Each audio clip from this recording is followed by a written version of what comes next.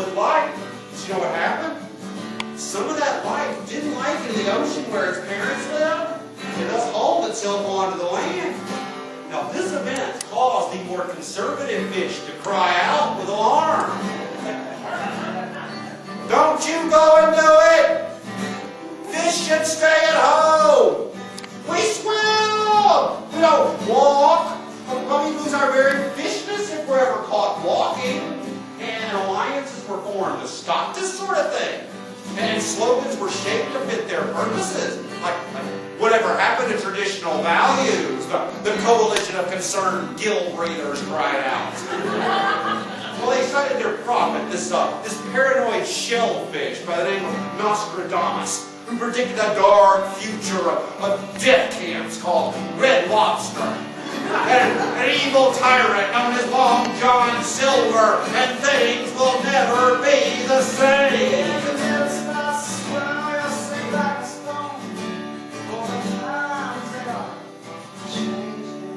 And right now, at this very moment, I'll bet somewhere in Estacada, a sperm cell is fusing with an ovulating egg. Now, do you think they have second thoughts? Do you think they're nostalgic for their carefree single days? Was their intimacy achieved too quickly? Hey, I told you you could live in my womb, but now you've got your DNA all mixed up with mine, and I can't tell where you start and I begin. This is causing me some real problems with my personal boundary issues. Soon, that fetus grows into a breathing infant and is weaned from its mother's breast. And mother and child will never be the same again. Don't criticize what you can't understand. Your sons and your daughters are your man. Your boys are better than they can. Get out of the one if you can let it hand. For the times they'll change you. Don't even talk to me about puberty. Some of you are going to claim it's a stage of life, but I would like to posit to you that it's really more of an affliction. Because puberty leads us to freedom. And freedom can be just as daunting as puberty and every bit as ugly to witness. If any of this library have ever been to an open mic night, you know what I'm talking about. And since I too have witnessed freedom and all its excesses, I too will never be the same again. Because freedom leads us to choices. There are so many religions out there. There are so many banks. There are so many kinds of checking accounts. There are so many ways to finance one automobile. So many options on one Ford Taurus. So many roads to take. So many gas stations along each road. And each gas station has regular, unleaded, super unleaded. Not to mention the variety of chips available at the cash register.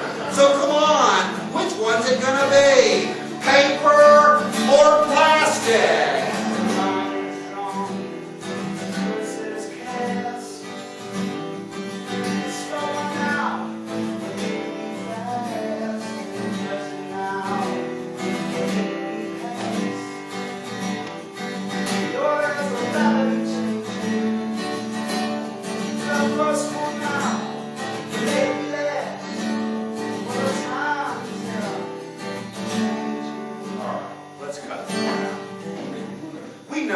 Chosen.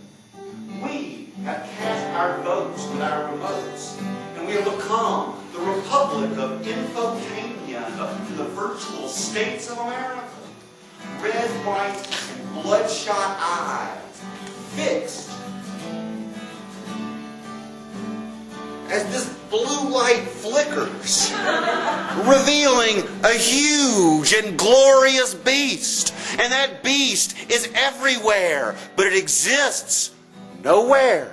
And it has 10,000 mouths that speak at once. And it chatters on and on and on about power and sex and God and, most importantly, delicious salty snacks. But it provides us not with power, nor sex, nor allows us to communicate with God. But the salty snacks are available just about everywhere. There have been millions of years of evolutionary change, and we prodigal lungfish, have risen from the ocean floors. We should now return to the water's edge, looking down at the fish, gloating. We are triumphant! We rule the world, and we bring to you green gold!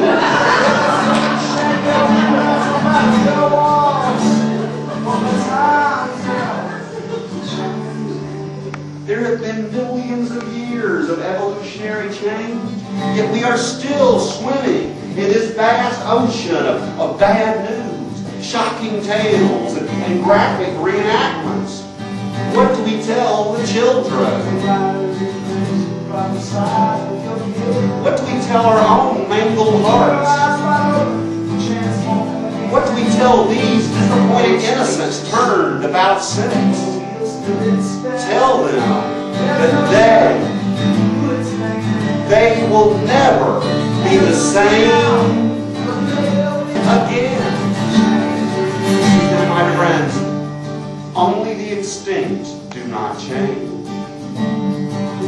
So fish and fetus, suckling infants and sulking cynics, we may never be the same again, but all of this is meant to sound optimistic, for it means simply we are not stuck this way. It means we can change. We will